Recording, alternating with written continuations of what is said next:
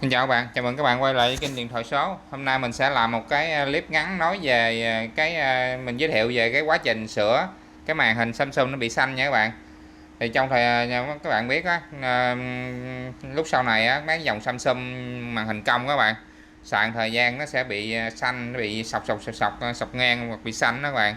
Thì nó bị lỗi cái đó, lỗi cái phần cáp nha các bạn, thì mình cần phải thay cái phần cáp màn hình, đó gọi là cổ màn hình đó. Thì hôm nay mình sẽ làm một cái clip ngắn quá trình thay cái cổ màn hình của con Samsung S10. Thì các bạn xem video nha, các bạn xem các bạn thấy hay các bạn nhớ đăng ký chia sẻ cho mình. Cảm ơn các bạn. Bây giờ mình sẽ mời các bạn xem clip nha.